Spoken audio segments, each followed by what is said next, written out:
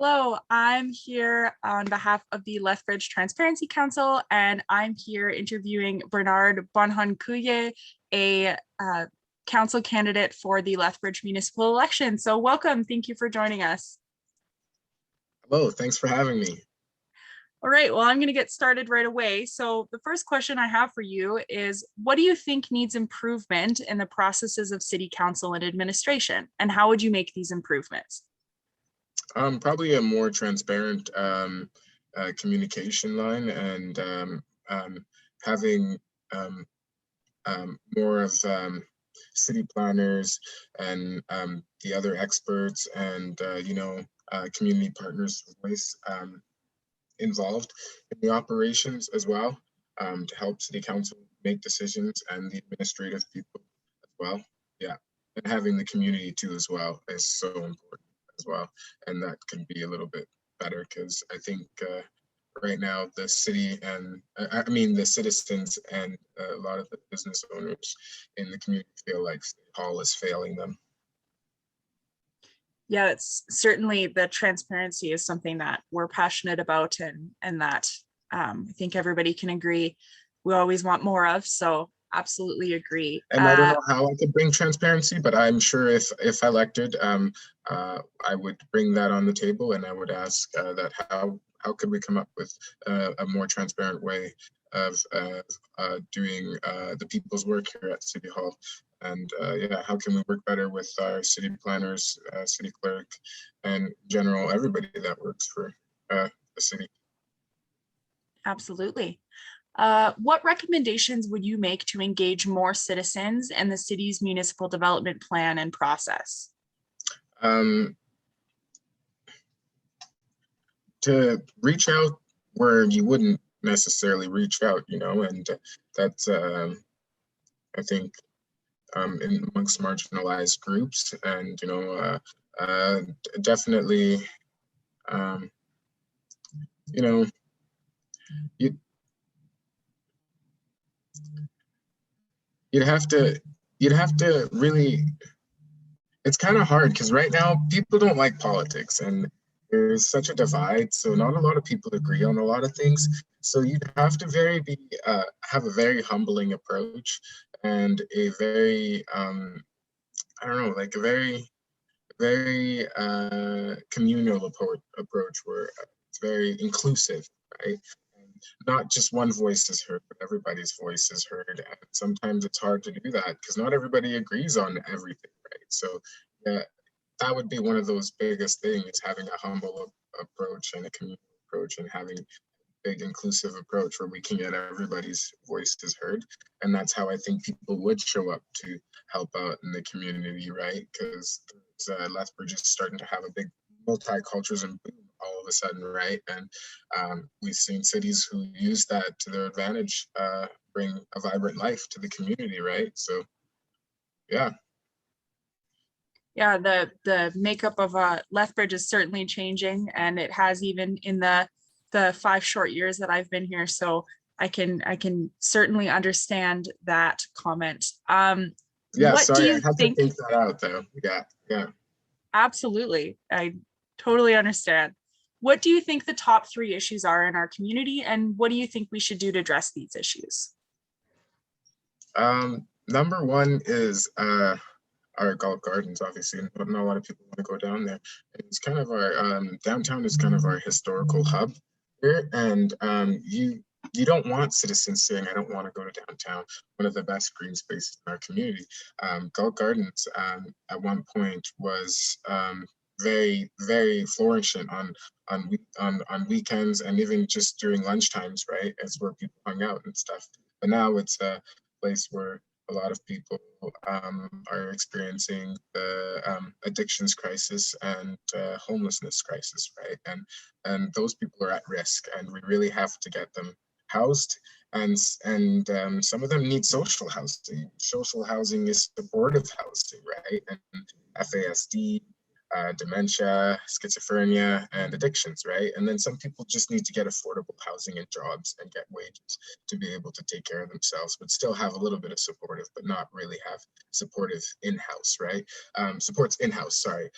But as well as we would also have to get some people off the streets. Some people need to be in jail, and there's lack of accountability, and there's a lot of just enabling in this community from City Hall.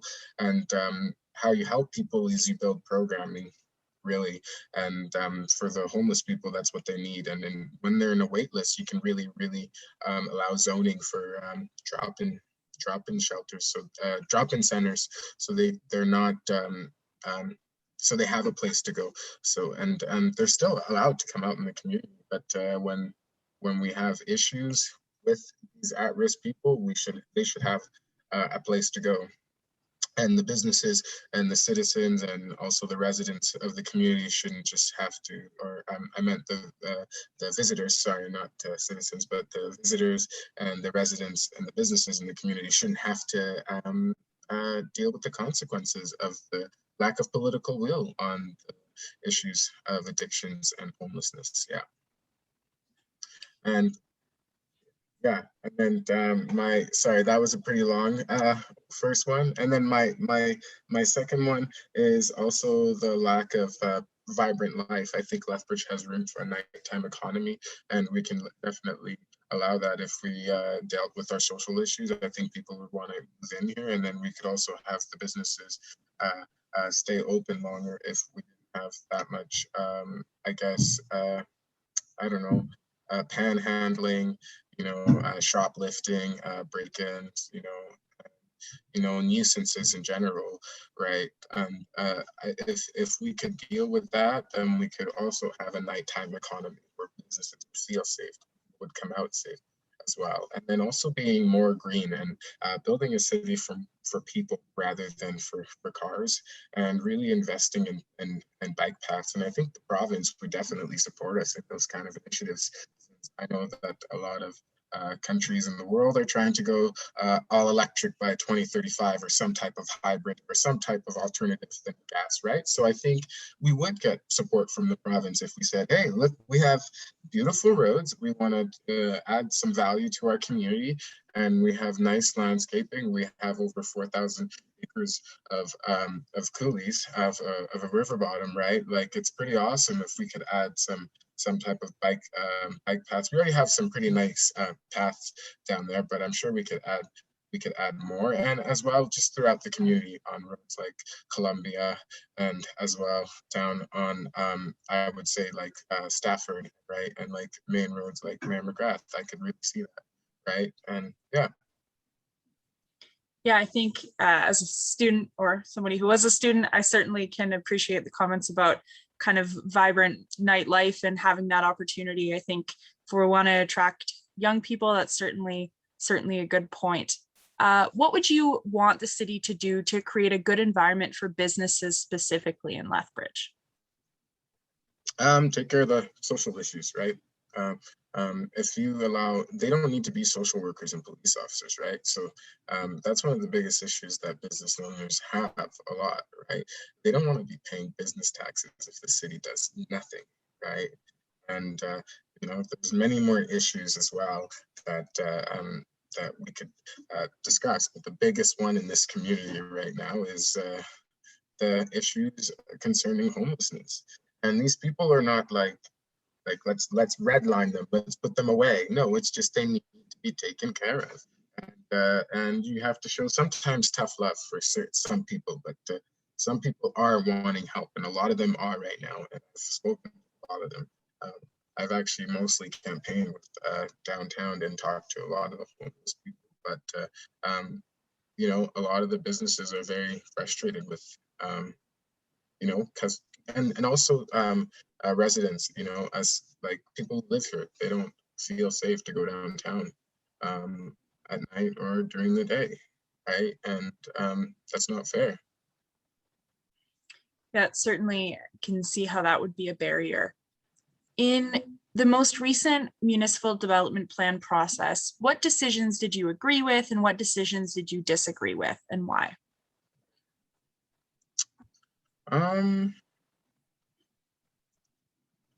To be honest,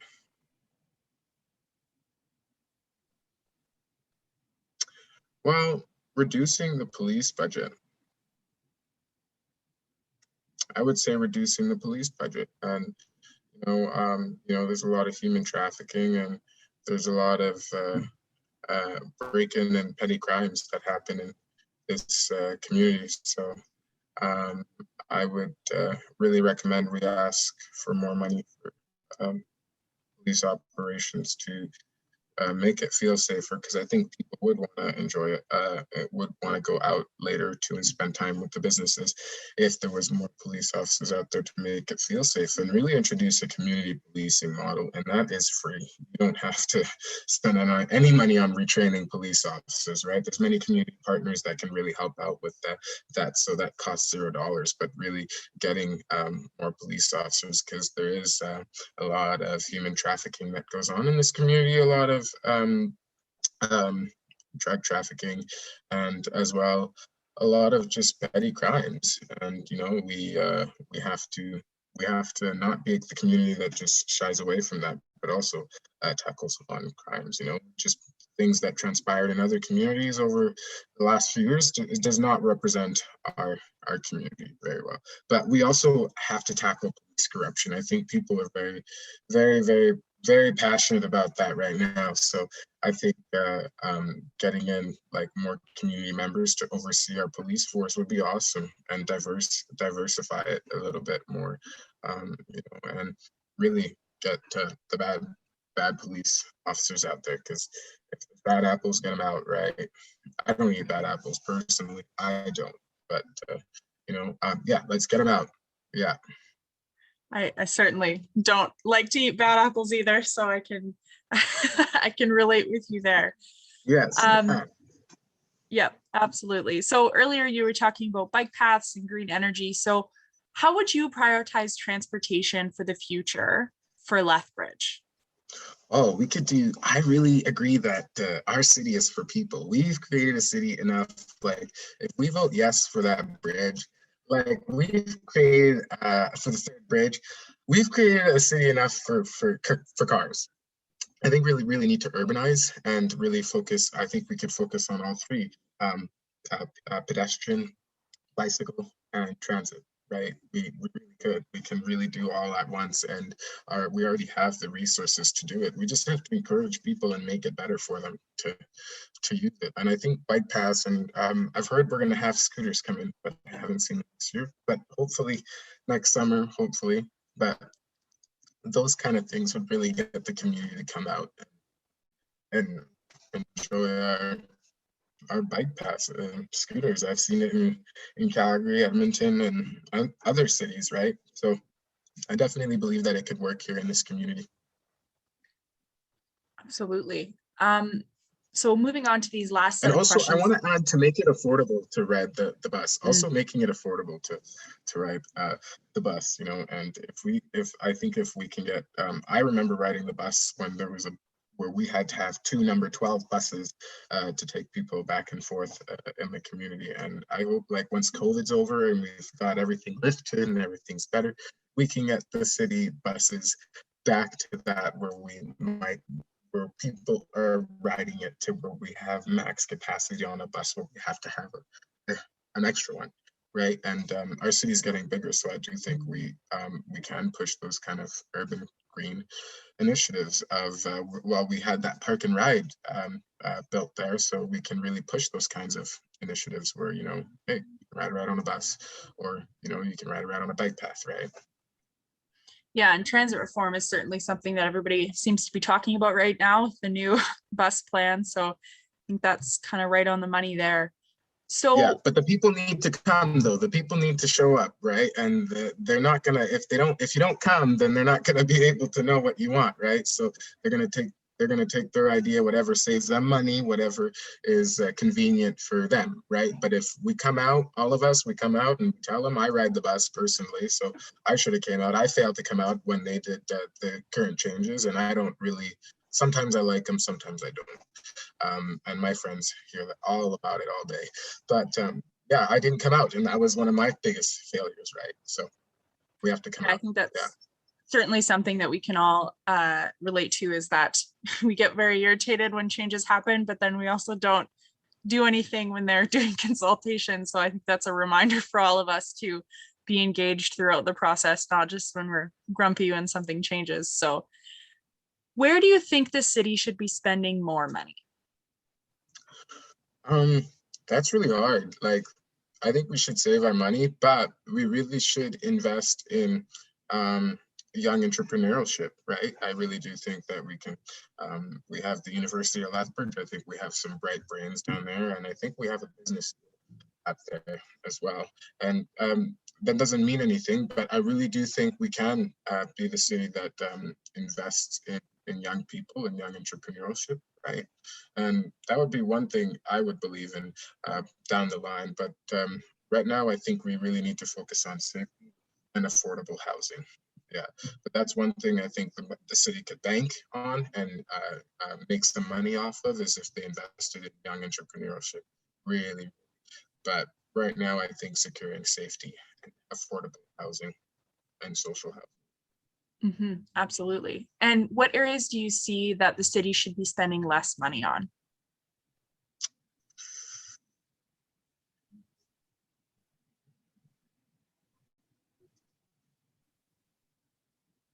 That is really hard. I don't really know. I'm not gonna lie. I'm not gonna say. I don't really know on that one. I thought I'd have something made up for that one by now, but I don't really have one. Yeah, and we've certainly had a few candidates say, no, well, I don't think we should be reducing spending. And I think that's also an appropriate answer. So moving on to our... if we do review, if we do revise, if we do find out that we are wasting money, though, I will say, hey guys, like, let's come on, let's reallocate and redistribute, right? Like, there's no point of wasting money, right? Like, but if we are good right now with the way we're doing things, then okay. But other than not spending enough on safety and affordable housing, because we have housing first initiatives, we're not really using them, and we're not really working with our community partners very well. So there's a little bit of lack of political will. I know there's political will, but not too much. So, and that's what those organizations need, and the people at risk, and the people who are in need of those housing needs. Yeah, with those housing needs. Yeah. Yeah, we certainly have a lot of community partners in our community that are able to provide services. So looking at the capital projects and large investments, what criteria do you recommend the city examine prior to approving those large capital projects? Well, right now I would really focus on getting more foot traffic in the city, right? Like, getting people out there, right? Like, not a lot of people want to go out there. We have downtown, we have the west side, Nicholas Sharon. I've seen a couple events. That's really awesome. That's really good. We need to keep having that, those festivals and those events in the parks and all that. Like, once COVID opens up and everything like that, and but we can, and and even if people get vaccinated, then we can have social distancing events, right? And people pay to go to those, and and when they're vaccinated, or they get a 72-hour COVID test, right? So, but really invest in foot traffic. Work with the community partners and stakeholders, and many also working with young artists as well. Like, we have to get the students, young artists involved in our community. They can bring in a lot of foot traffic. They're very creative. They have a very, very good way of expressing themselves, what they want to see in the community. It's usually a very positive expression. Yeah, or very positive thought. Yeah. We certainly have a lot of students. It's 10% of our population in Lethbridge. So yeah, and also opening the door to Indigenous to the Indigenous community. and working with Indigenous community. Maybe we can invite some of their businesses down here in the community. And so that gives the opportunity, especially with the time of reconciliation, for people in this community to buy real Indigenous merchandise made by Indigenous people. Yeah. Mm-hmm. That's a really good point.